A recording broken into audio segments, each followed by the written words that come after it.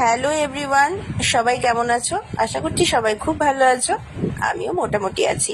গলা শুনে বুঝতেই পারছো এখনো ঠান্ডা লাগা কমেনি। তো জামাই ষষ্ঠীর দিন কি কি রান্না করেছিলাম সেগুলো তোমাদের সাথে শেয়ার করে নিচ্ছি।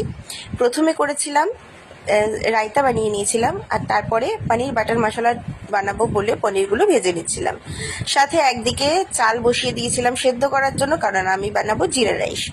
সাথে ছিল স্যালাড আর বেগুনি। তো সবটাই তোমাদেরকে শেষে শেয়ার করব। আর সেদিনকেও গায়ে হালকা জ্বর ছিল, কিন্তু আমার মা যেহেতু বাকি দিকগুলো সামলাচ্ছিল, তোমরা তো জানোই যে কাল আমাদের বাড়ির সৎসঙ্গ, তো সেই জন্য আরো অনেক কাজ ছিল, সেগুলো মা সামলাচ্ছিল।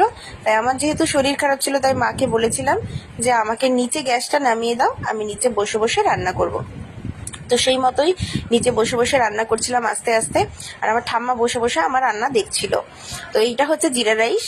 এরপর আমি তোমাদের সাথে একে একে শেয়ার করে নেব যে কি কি রান্না করেছিলাম।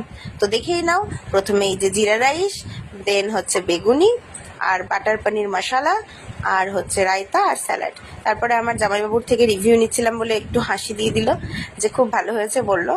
আর আমরা যেহেতু খুব গরম, তাই আমরা নিচে বসেই সবাই ফ্যানের তলায় খাচ্ছিলাম। আর দিদির থেকেও নিয়েছি, বাকিদের থেকেও নিয়েছিলাম, কিন্তু সেটা শেয়ার করলাম না কারণ সবাই খালি গায়ে ছিল। আর ভিডিওটা কেমন লাগলো সবাই জানিও। সবাই ভালো থেকো, সুস্থ থেকো। দেখা হবে পরের একটা ভিডিওতে। টাটা।